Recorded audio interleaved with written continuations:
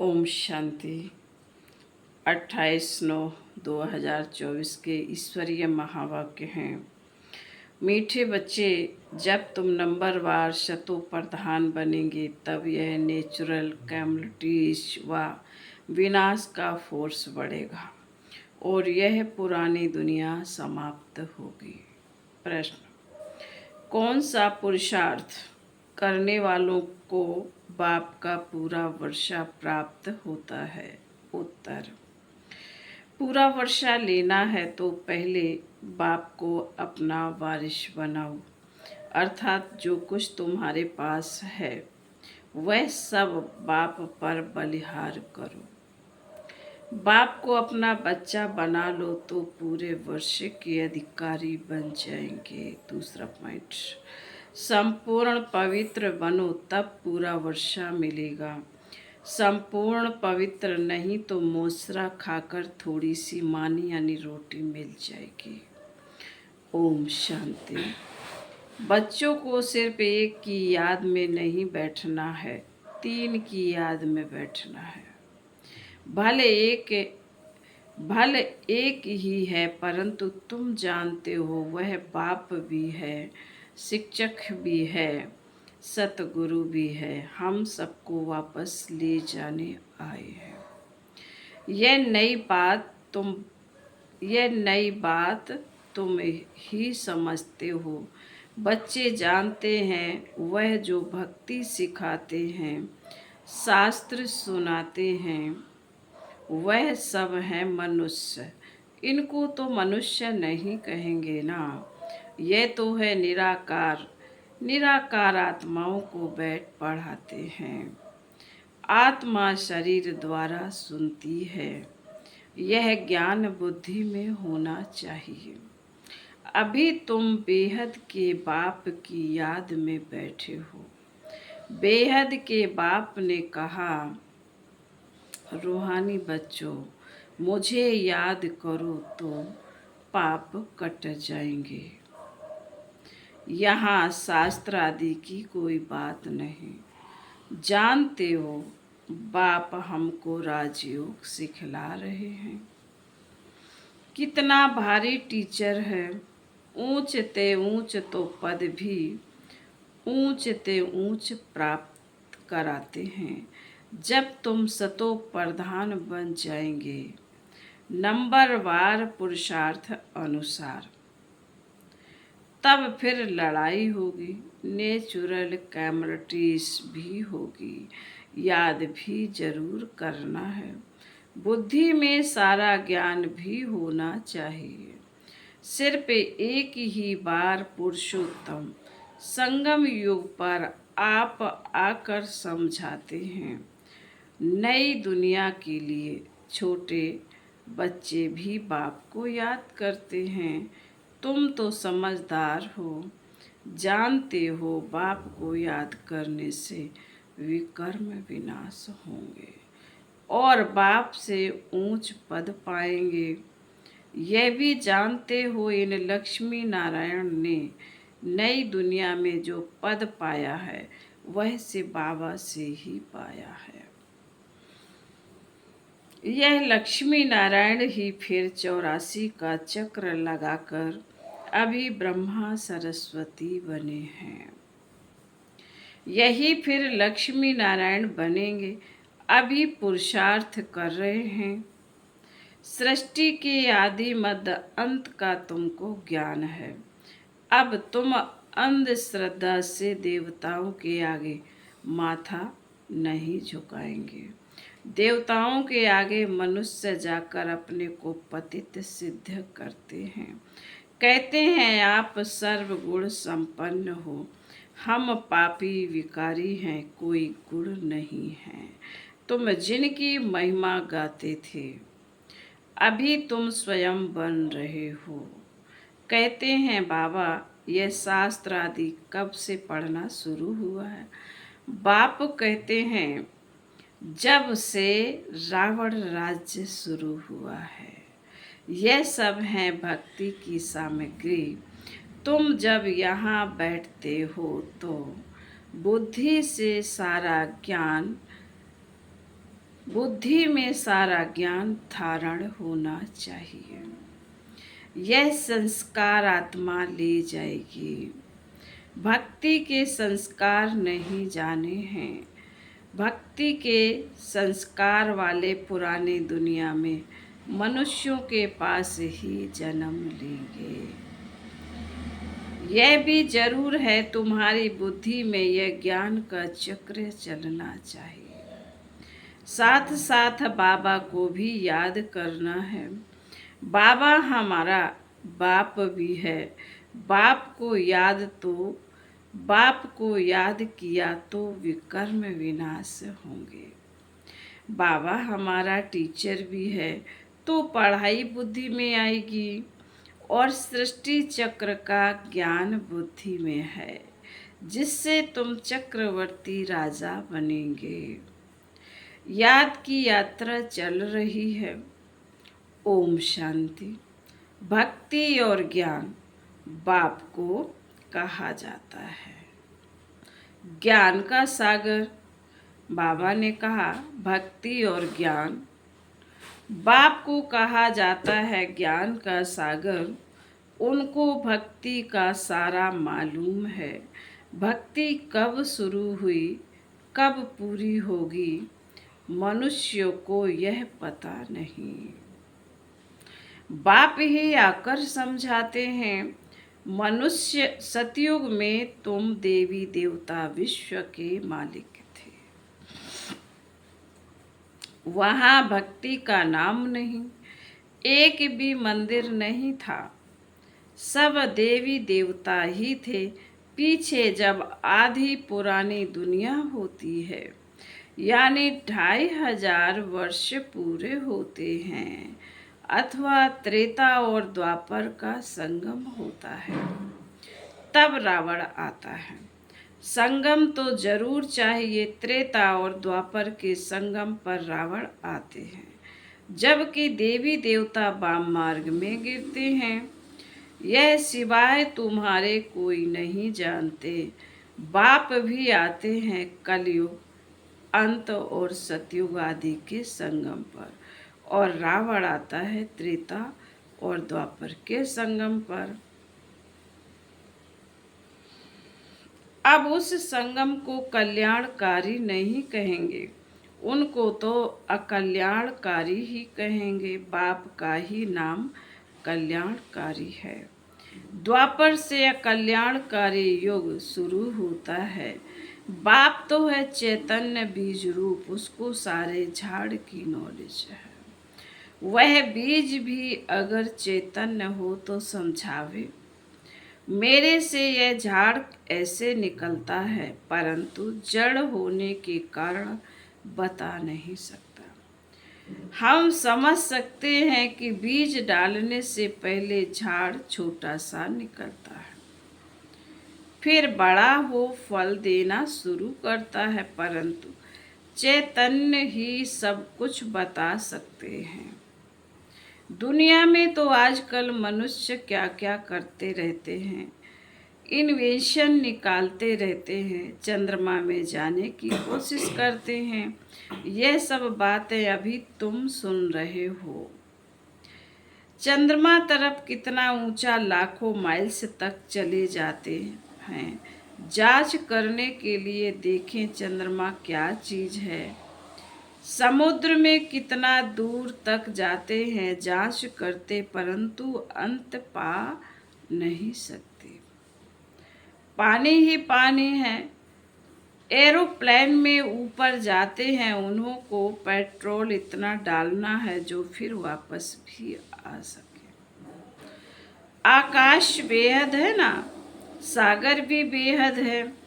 जैसे यह बेहद का सागर है, वह है पानी का बेहद का सागर।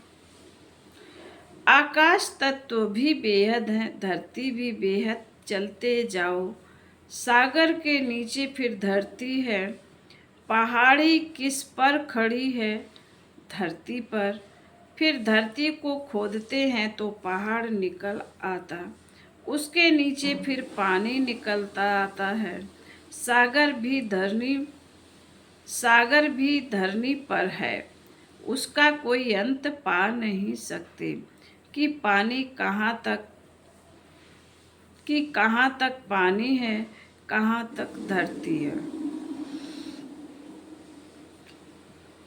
परमपिता परमात्मा जो बेहद का बाप है, उसके लिए बेअंत नहीं कहेंगे।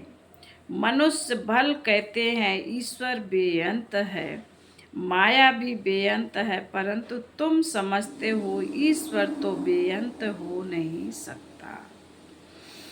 बाकी यह आकाश बेअंत है, यह 5 तत्व हैं। आकाश, वायु, यह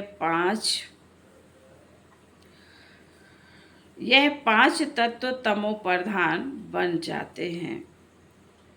आत्मा भी तमो प्रधान बनती है, फिर बाप आकर सतो प्रधान बनाते हैं।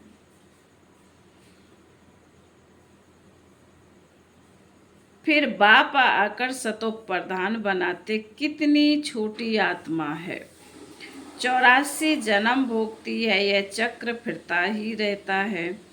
यह अनादि नाटक है, इनका अंत नहीं होता। यह परंपरा से चला आता है, कब से शुरू हुआ यह कहेंगे, फिर अंत भी हो, बाकी यह बात समझानी है। कब से नई दुनिया शुरू होती है, फिर पुरानी होती है। यह 5000 वर्ष का चक्र है जो फिरता ही रहता है। अभी तुम जानते हो, बाकी उन्होंने तो धुक्का यानी गोफड़ा, बाबा ने कहा बाकी उन्होंने तो धुक्का यानी गफोड़ा लगा दिया है। शास्त्रों में लिखा है कि सतयुग की आयु इतने लाखों वर्ष है, तो मनुष्य सुनते सुनते उनको ही सच समझ लेते हैं। यह पता नहीं पड़ता भगवान कब आकर अपना परिचय देंगे। ना जानने के कारण कह देते हैं कलयुग की आयु 40,000 वर्ष अभी पड़ी है। जब तक तुम ना समझाओ, अभी तुम निमित्त हो समझाने के लिए कि कल्प 5000 वर्ष का है, ना कि लाखों वर्ष का। भक्ति मार्ग की कितनी सामग्री है। मनुष्यों को पैसा होता है तो फिर खर्चा करते हैं। बाप कहते हैं मैं तुमको कितने पैसे देकर जाता हूँ। बेहद का बाप तो जरूर बेहद का वर्षा देंगे। इससे सुख भी मिलता है, आयु भी बड़ी होती है। बाप बच्चों को कहते हैं मेरे लाडले बच्चों आयुष्मान भव। वहाँ तुम्हारी आयु 150 वर्ष रहती है, कभी काल नहीं खा सकता। बाप वर देते हैं, तुमको आयुष्मान बनाते हैं, तुम अमर बनेंगे। वहाँ कभी अकाले मृत्यु नहीं होंगी। वहाँ तुम बहुत सुखी रहते हो, इसलिए कहा जाता है सुखधाम। आयु भी बड़ी होती है, धन भी बहुत मिलता है, सुखी भी बहुत रहते हो, कंगाल से सिरताज बन जाते हैं। तुम्हारी बुद्धि में है बाप आते हैं देवी देवता धर्म की स्थापना कर। वह तो जरूर छोटा सा झाड़ होगा, वहाँ है ही एक धर्म, एक राज्य, एक भाषा। उनको ही कहा जाता है विश्व में शांति। सारे विश्व में हम ही पार्टधारी हैं। यह दुनिया नहीं जानती। अगर जानती हो तो बताए कि कब से हम पार्ट बजाते आए हैं। अभी तुम बच्चों को बाप समझा रहे हैं। गीत में भी है ना, बाबा से जो मिला है सो और कोई से नहीं मिलता। सारी पृथ्वी आसमान, सारी विश्व की राजधानी दे देते हैं। यह लक्ष्मी नारायण विश्व के मालिक थे। फिर बाद में जो राजाएं आदि होते हैं वह भारत के थे। गायन भी है, जो बाप देते हैं वह और कोई दे ना सके, बाप ही आकर प्राप्ति कराते हैं।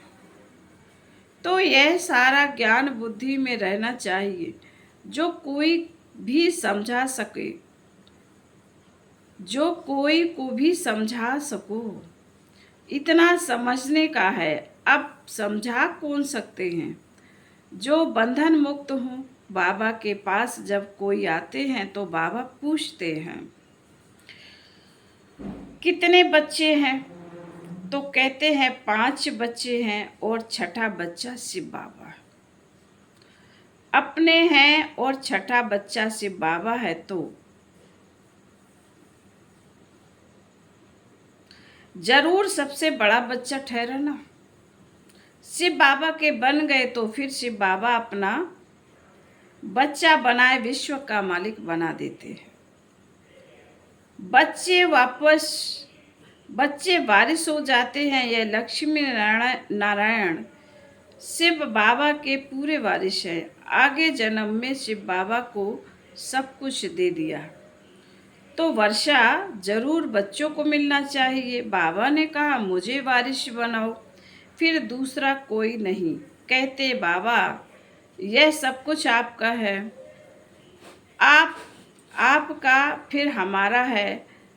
आप हमको सारे विश्व की बादशाही का वर्षा देते हो, क्योंकि तुमको जो कुछ था वह दे दिया। ड्रामा में नूंद है ना। अर्जुन को विनाश भी दिखाया तो चतुर्भुज भी दिखाया। अर्जुन कोई और तो नहीं है, इनको साक्षात्कार हुआ। देखा राजाई मिलती है तो क्यों ना शिव बाबा को वारिस बनाओ। वह फिर हमको वारिस बनाते हैं। यह सौदा तो बहुत अच्छा है। कभी कोई से पूछा जाता नहीं, गुप्त सब कुछ दिया।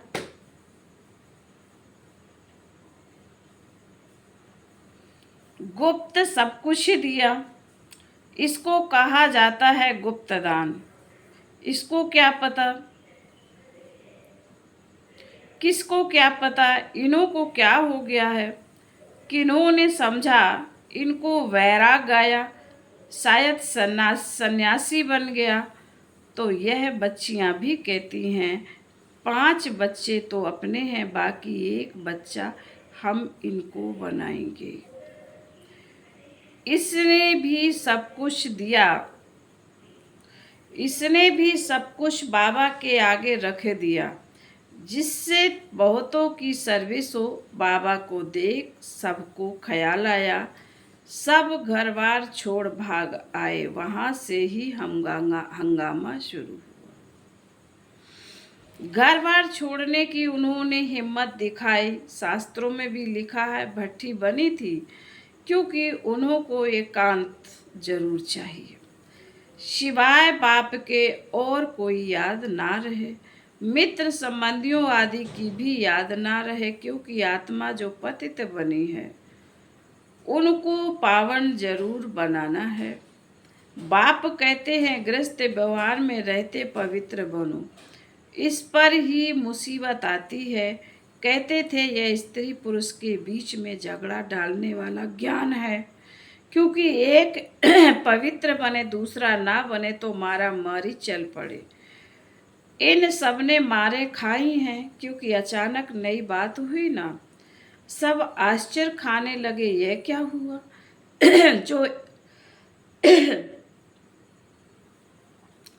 जो इतने सब भागते हैं, मनुष्यों में समझ तो नहीं है। इतना कहते थे कोई ताकत है, ऐसा तो कभी हुआ नहीं जो अपना घर-बार छोड़ भागे। ड्रामा में यह सब चरित्र शिव बाबा के हैं। कोई हाथ खाली भागे, यह भी खेल है। घर-बार आदि सब छोड़ भागे, कुछ भी याद नहीं रहा बाकी, सिर्फ यह शरीर है जिससे काम करना है। आत्मा को भी याद की यात्रा से पवित्र बनाना है, तब ही पवित्र आत्माएं वापस जा सकती हैं। स्वर्ग में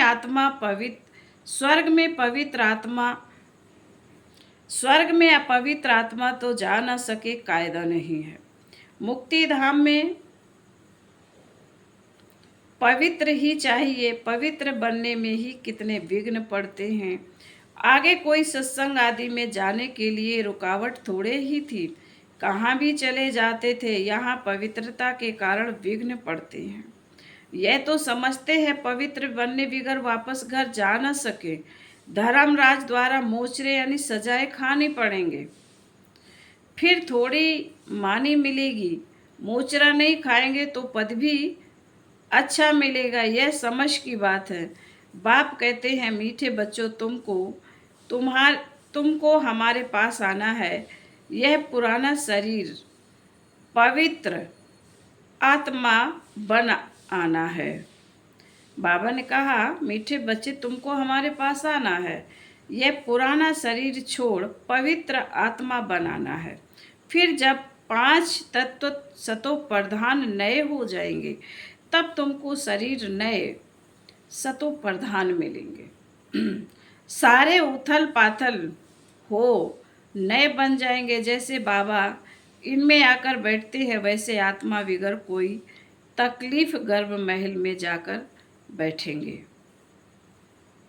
बाबा ने कहा, जैसे बाबा इनमें आकर बैठते हैं, वैसे आत्मा बिगर कोई तकलीफ गर्भ में जाकर बैठेंगे। फिर जब समय होता है तो बाहर आ जाती है, तो जैसे बिजली चमक जाती है, क्योंकि आत्मा पवित्र है। यह सब ड्रामा में नूर है। फिर बाबा बोले, अच्छा मीठे मीठे शकील दे बच्चों प्रति माता पिता बाप दादा का याद प्यार और गुड मॉर्निंग। रूहानी बाप की रूहानी बच्चों को नमस्ते। हम रूहानी बच्चों की रूहानी माता पिता बाप दादा को याद प्यार गुड मॉर्निंग और नमस्ते नमस्ते नमस्ते। ओम शांति। थैंक यू बाबा, धन्यवाद बाबा। धारणा के लिए मुख्य सार। पहली पॉइंट में बाबा ने कहा है, आत्मा को पावन बनाने के लिए एकांत की भट्ठी में रहना है। एक बाप के सिवाय दूसरा कोई भी मित्र संबंधी याद ना आए। दूसरी पॉइंट में बाबा ने कहा, बुद्धि में सारा ज्ञान रख बंधन मुक्त बन। दूसरों की सर्विस करनी है, बाप से सच्चा सौदा करना। जैसे बाप ने सब कुछ गुप्त किया, ऐसे गुप्त दान करना है, वरदान। माया के विकराल रूप के खेल को साक्षी होकर देखने वाले माया जीत भाव।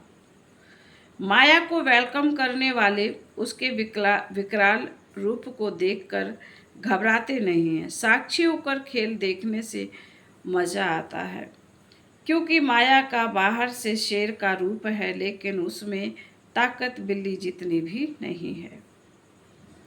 सिर्फ आप घबरा कर उसे बड़ा बना देते हो, क्या करूं, कैसे करूं, क्या होगा। लेकिन यही पाठ याद रखो, जो हो रहा है वो अच्छा, और जो होने वाला है वो और अच्छा। साक्षी होकर खेल देखो तो माया जीत बन जाएंगे। स्लोगन है, जो सहनशील है वह किसी के भाव स्वभाव में जलते नहीं। व्यर्थ बातों को एक कान से सुन दूसरे से निकाल देते हैं। फिर बाबा बोले, अच्छा, ओम शांति।